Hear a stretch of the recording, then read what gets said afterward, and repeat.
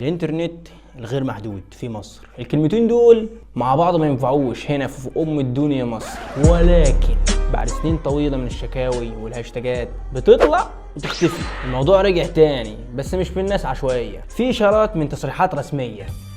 بس هل ده معناه ان هو فعلا هيبقى غير محدود فعلا، ولا ده مجرد خطوة لمشوار طويل لسه احنا بنخط اول خطوه فيه اساسا، ولا لسه بدري على النت الغير محدود في مصر؟ بس المره دي مختلفه، بس في حاجه بتحصل فعلا، تصريحات رسميه مش شائعات كلام. الكلام بيتنقل بحذر شديد من الشركات ومن الحكومه من غير وعود صريحه، وفي مصطلحات غريبه بدات تظهر. الاستخدام العادل بيتراجع، باقات مفتوحه جزئيا، دراسه نماذج جديده. بس ليه الكلام ده الوقت يعني؟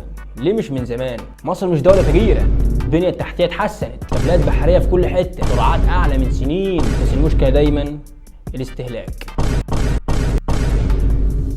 في الحقيقة إن الشركات دي خايفة من الاستهلاك، من الخسارة الكبيرة، لأنك أنت زي ما تعرف إنترنت غير محدود، ضغط رهيب من الشعب. إحنا 120 مليون على نت مفتوح، عارف كم كيلو مليون ألف بت تصرف في الثانية، وضغط على الشبكات وضغط على الارباح، وده خط احمر عندهم.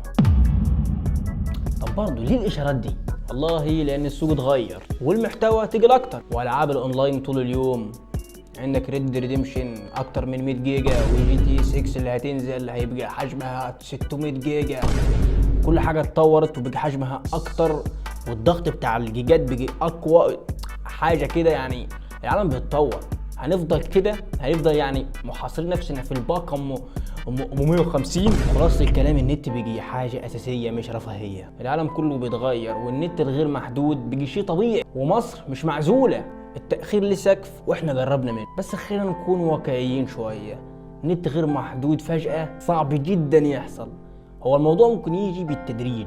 أول حاجة باقات أكبر، بعدها حدود أعلى، بعدها استخدام شبكة مفتوحة، وبعدها غير محدود حقيقي. لازم الأربعة دول يجوا بالتدريج.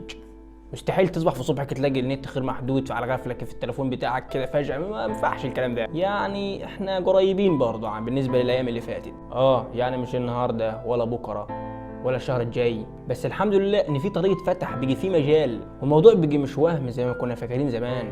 انت عارف ايه اللي بيميز الفترة دي عن الفترة اللي فاتت؟ ان في اعتراف رسمي بالمشكله دي. حتى لو الكلام تحس كانه متلخبط كده، بس هو في كلام رسمي. السؤال الحقيقي بقى، نستنى ولا نضغط اكتر؟ التجربه بتقول حاجه واحده، الضغط هو اللي بيتحرك. كل تعليق بيفرق، وكل مشاركه لها تاثير، لان غير محدود مش هديه، ده حق في زمن الرقميه. سؤال ليك دلوقتي، لو النت بيجي غير محدود هتعمل ايه اول حاجه؟ قول لي في الكومنتات تحت، واعمل لايك لو لسه فاكر. يعني كده وصلنا لنهاية الفيديو. متنساش تشترك في القناة وتفعل زر التنبيهات وتدوس اللايك الحلو منك، وأقابلكم في فيديوهات حلوة جاية بإذن الله. كان معاكم هو بس كامنسونا، وسلام يا شباب.